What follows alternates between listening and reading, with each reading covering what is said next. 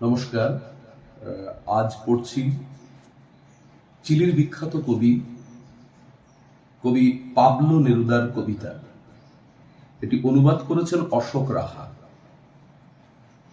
কবিতা গণমানুষ। আমার ভালোই মনে আছে লোকটাকে, আর তাকে প্রথম দেখেছি না হলেও 200 বছর আগে। না, সে ঘোড়ায় চেপে আসেনি, গাড়িতেও নয়, একদম পায়ে হেঁটেই।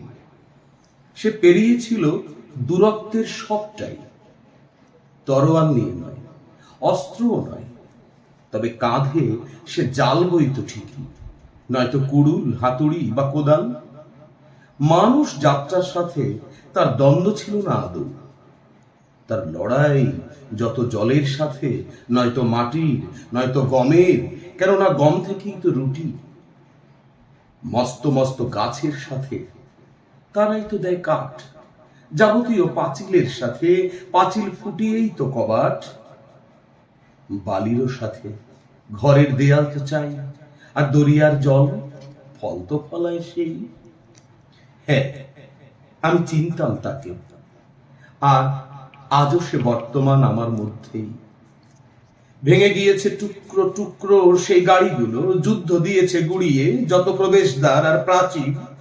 নগরের পরিণতি এক মুঠো ছাই, রাশি রাশি পরিচ্ছদ ম্লান হয়েছে ধুলোয়, শুধু টিকে আছে সেই, আছে আমারই জন্যে মরু বালুতে ঠায়। যেখানে একদিন মনে হয়েছিল সবই অটুট, শুধু সেই নয়, কালের পথ বেয়ে আসছে কত ঘর সংসার, মিলিয়ে যাচ্ছে কতই। কখনো সে এসেছিল আমার পিতার রূপে, কখনো বা পরিজন, অথবা এও হতে পারে আবার নাও পারে। হয়তো সেই মানুষটি সে, যে ঘরে ফেরেনি আর, কেননা তাকে গ্রাস করেছে হয়তো অপ অথবা ক্ষিতি, অথবা তার মৃত্যু ঘটেছে কোনো যন্ত্রের ঘায়ে বা গাছ পড়ে, অথবা সে সবানুগমনের সূত্রধর, যে হাঁটতো কফিনের পিছু পিছু, এক ফোঁটা জলও নেই চোখে।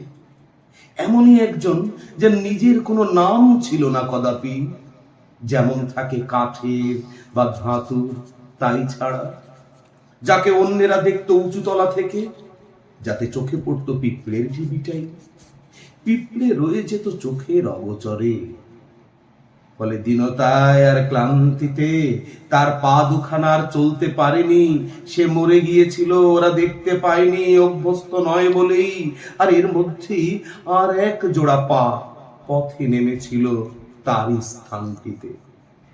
কিন্তু ওই পা দুখানি তাঁরই, ঠিক তেমনটি অপর দুটি হাতও। রয়েই তো গিয়েছিল মানুষটা, যদিও মনে হয়েছিল নিঃশেষিত। সে এলো, একই মানুষ, একবার আবার ফিরে এলো সেই, করলো জমিতে চাষ, হলো দর্জি, কিন্তু জামা নেই অঙ্গে। সে ছিল ঠিকই, ছিল নাও বটে আগের মতোই। সে চলে গিয়েছিল, আবার ফিরেও এসেছিল। আর যেহেতু তার কখনো গোরস্থান জোটেনি, অথবা কবর, কিংবা তার নাম খোদাই হয়নি পাথরের ফলকে, যে পাথর সে নিজেই কেটেছিল ঘাম ঝরিয়ে, কেউই জানতো না তার আসার খবর, কেউ রাখেনি তার মরার খবরও। কাজেই হতভাগ্য লোকটা যখনই পেরেছে বেঁচে উঠেছে নিজেই, দৃষ্টির অগোচরে আবারও। হ্যাঁ, সেই লোকটি বটে। উত্তরাধিকার ছাড়াই গবাদি পশু, আভিজাত্যের তকমা এর কোনোটি নয়, এবং অন্যদের থেকে সে আলাদা ছিল না একেবারে। আসলে সেই অন্যেরা সে নিজেই। উপরতলা থেকে তাকে লাগতো কাদামাটির মতোই পাশুটে, চামড়ার মতোই নিরস, পাকা গম হলুদ রঙের খনির গভীরে, কালো রঙের দুর্গের ভেতরে, পাথর রঙের জেলের ডিঙিতে, টানির রঙে তৃণভূমিতে অশ্ব রঙের পৃথক করে। কে তাকে চিনবে যদি সে বিলীন হয়ে থাকে এক সমগ্রতায়, মৃত্তিকা, অঙ্গার বা সমুদ্র মানুষের বেশ ধরে? তার বসতি ঘিরে মানুষের মুঠোয় ধুলো হয়েছে সোনা, প্রতিকূল যত পাথর কেটেছে সেই তারই হাতে, একে একে জেগে উঠেছে রূপ নিয়ে, আকৃতি নিয়ে, হর্ম সমূহ সুস্পষ্ট। সে গড়েছে রুটি তারই হাতে, চলার গতি দিয়েছে রেলগাড়িকে, দূর দূরান্তে গড়ে উঠেছে শহরাঞ্চল, গড়ে উঠেছে সমৃদ্ধ কত জাতি, হাজির হয়েছে মৌমাছিরা, মানুষের সৃজন আর বংশ বিস্তারে বসন্ত এসেছে বিকিকিনির হাটে, পারাবতে আর রুটির কারবারে। বিস্মৃতির গভীরে তলিয়ে গিয়েছিল সেই রুটির জনক, যে হেঁটেছিল সড়ক বানিয়ে, বালি সরিয়ে, পথের দিশা দেখিয়ে দিক বিদিকে। অপর সব কিছু যখন বিদ্যমান, সেই গিয়েছিল হারিয়ে। সে দান করেছিল তার অস্তিত্ব, সেটাই সার কথা।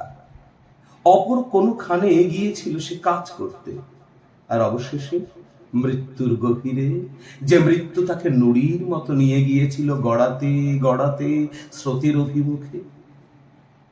আমি তাকে তো চিনতাম, তাকে দেখেছি ডুবতে, তবু বেঁচে রইল সে তার ফেলে যাওয়ার মধ্যে। সেই পথগুলি যেগুলি সে গড়েছে কিন্তু ভাবেনি, সেই গৃহগুলি অনন্তকালেও সে যেখানে বাঁধবে না ঘর। আমি ফিরে এলাম তাকে দেখব বলে, আমি তারই পথ চেয়ে আছি প্রতিদিন। আমি তাকে দেখতে পাই তার সবাধারে, দেখি পুনরুজ্জীবিত। আমি তাকে চিনে নিয়েছি অন্য সবার থেকে, যারা তার সমকক্ষ তাদের থেকে। আর আমার মনে হয় এ হতে পারে না, ঠিক এই পথ ধরে আমরা চলেছি না ঠিকানাতেই। কোনো গৌরব নেই হেন এই টিকে থাকার। আমি বিশ্বাস করি ঈশ্বর তাকে মানুষের বেশভূষাতে প্রতিষ্ঠা করবেন যথার্থ মানবিক মর্যাদায়।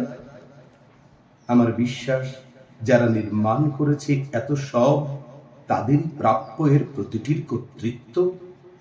আর রুটি যারা বানায়, রুটি প্রাপ্য তাদেরই। আর খনির নিচে যারা, তাদেরই প্রাপ্য আলো। এ যাবৎ অনেক হয়েছে শিকল পরা ধূসর মুখগুলোর, অনেক হয়েছে ফ্যাকাশে হারানো মানুষগুলোর, আর একটি মানুষও যেতে পারবে না প্রভুত্ববিহীন, একটি নারীও মুকুটবিহীন। সোনার দস্তানা উঠবে প্রতিটি মানুষের হাতে, সূর্যের যত সম্ভার তাদেরই, যারা নাম গোত্রহীন। সেই মানুষটিকে আমি চিনতাম, আর যখনই পেরেছি, যতক্ষণ তার চোখ দুটিতে ছিল দৃষ্টিশক্তি, কণ্ঠে যতক্ষণ ছিল স্বরটুকু, তাকে খুঁজেছি কবরগুলো যেখানে, আর তাকে বলেছি তার দুটি হাত চেপে ধরে, যা কখনো মিলায়নি ধুলোয়। সব কিছু চলে যাবে, তবুও বেঁচে থাকবে তুমি। তুমি প্রজ্বলিত করেছ জীবন, তুমি যা গড়েছ সে তোমারই। অতএব কেউ যেন কখনো ভাবনায় উদ্বিগ্ন না হয়, যখন মনে হয় আমি একা একা। একা নই আমি, আমি আছি সবারই সাথে। আমার কথাগুলি সবারই কথা, কেউ না কেউ শুনছে আমি যা বলছি।